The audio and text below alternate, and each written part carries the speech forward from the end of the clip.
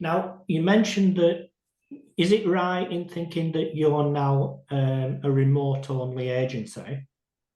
Correct. Yeah. Right. So how did you find that progression from, obviously COVID probably had something to do with it, but how did you Yep. find that progression, that shift from a team perspective and an agency perspective to suddenly having people in the office to suddenly everyone working from home?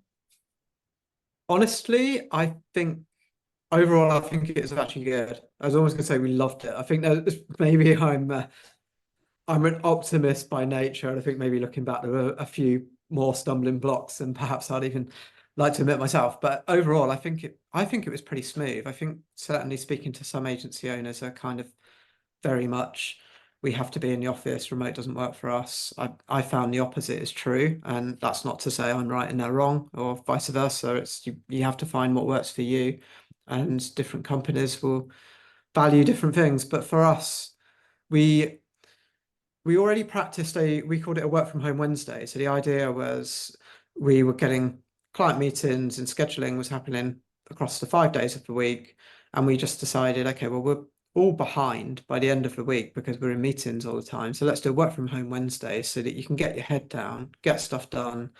If you need to be in a client meeting, we're not going to be completely strict to the point that it's annoying for clients, but we will try and have a bit of structure behind what we're doing.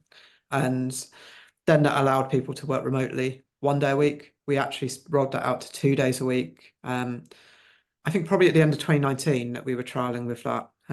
We took Friday, which we were quite reluctant to do at first, because I remember conversations around, well, if you give people a Friday work from home day, they'll take it as a long weekend. And I think that was the view back then. And I think the view now is completely kind of, let's focus on the value of people's work. You need to be available for core hours. You need to be able to work as a team.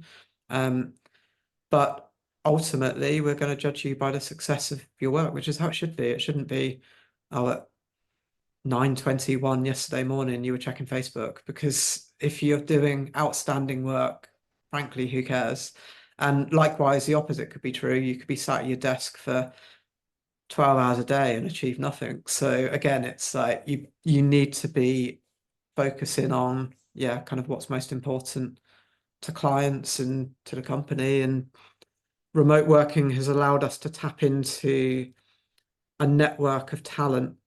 I mean, most of our team are across the UK, but that's tapped into people who are in, say, Manchester, Cornwall, Birmingham. I'm in Oxfordshire myself, but basically I'm not sure we have anyone that's maybe one or two that are in central London. Most people are now outside. So if we had an office today, you can see you've got a map behind your head. I'm not sure where I would put a pin on that map for our office, because we are distributed, and we meet up for client meetings. We have quarterly business reviews that we always try and encourage that they're face to face with clients. And then we'll meet up as a team and make sure that we ideally just do something fun. It's actually less about being productive on those days and more about the connection between the team. And yeah, overall, I don't know if I'd say we'd never go back, but right now I think it's working for us. And if it works for us and it works for our clients, then